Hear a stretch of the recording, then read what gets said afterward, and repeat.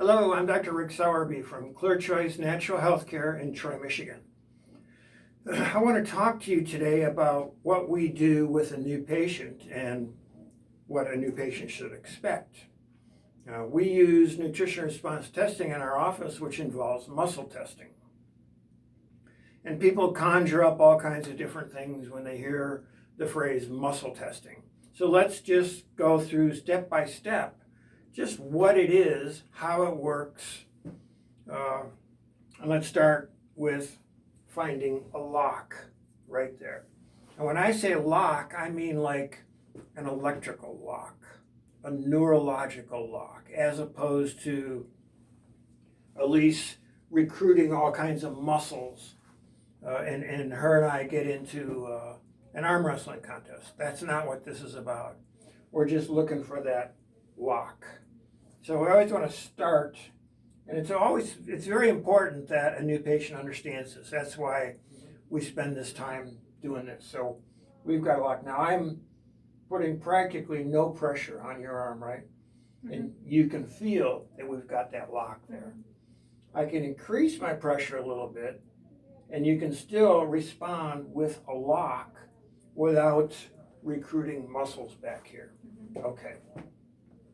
So when we muscle test somebody, we will look for areas of the body that are stressed.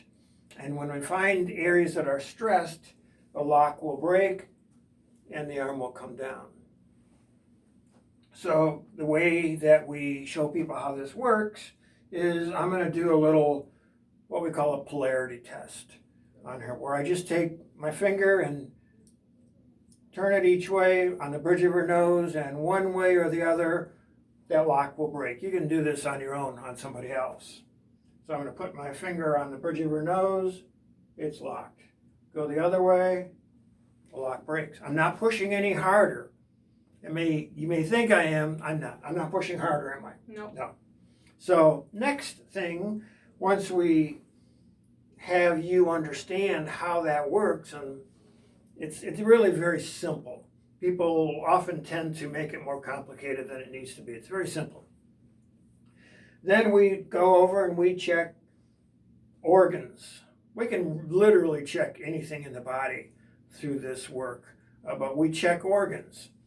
And so, we'll go to the thyroid, the heart, the kidneys, the adrenals, stomach, pancreas, spleen, gallbladder, liver, things like that.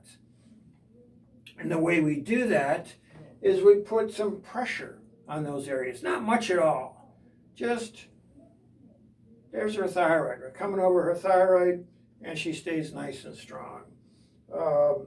Spleen, pancreas, liver, gallbladder, stomach, small bowel. Those are typical of organs that we test.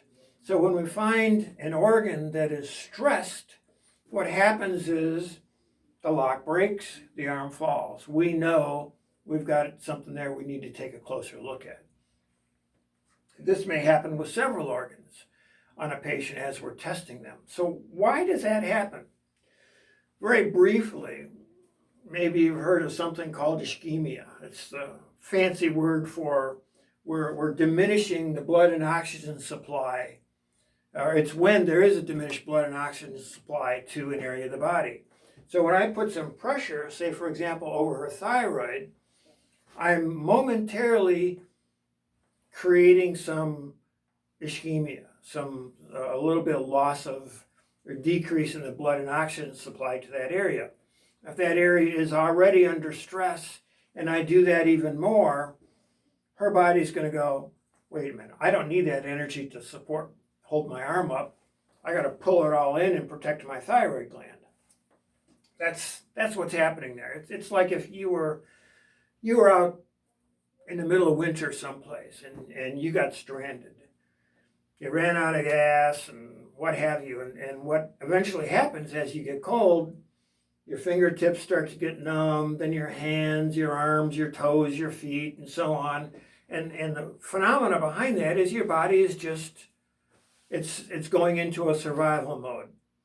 You don't need those things in order to survive. If necessary, your body will sacrifice fingers and hands and arms and toes and so forth. Same principle when we're doing this. So, hope you get that. So we're going to go through and we check all these different organs on the body, list them out, if depending on how many there are, and then using this same technology, we will find like the main thing that we will start to address. And it's very interesting because sometimes when we do this, somebody may come in with a particular problem, and we may find that, yes, it is a problem, but there's even a bigger problem. And many times when we address the bigger problem, the problem that brought them in the first place gets handled. It's very interesting, and it's one of the nice things about this work is there's a simplicity involved in it, and things that are really simple are usually powerful. So we're going to use this same technology then to find out, once we have a starting area on her, like let's say, for example, we're going to address her thyroid gland. Well, we're going to be able to find out what it's lacking, what it needs. We may find out there's something else going on there that's going to perhaps keep it from getting better. We may pick up, using this we can test for metals, heavy metals, food sensitivities, immune challenges in the body, so many different things. So we want to identify if there's something there that doesn't belong there, and then give that organ what it needs so that it can rebuild. And as it rebuilds, it starts to work again. Function comes back. Nutrition is what we run on, and it's what we heal on.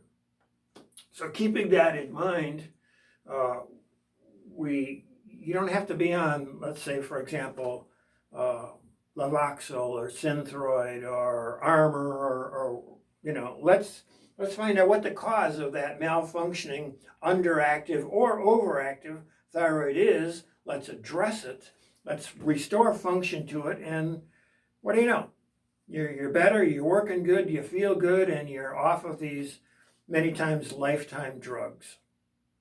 So that was a brief explanation of what we do. We go into things in a lot more detail, but it's very effective. It works. We look all around for all these answers, and it's gotten so complicated, we've lost sight of what's right here. And that's what we're doing here. All right, I hope this helps. I hope to see you in here. Call us if you have any questions. Thanks.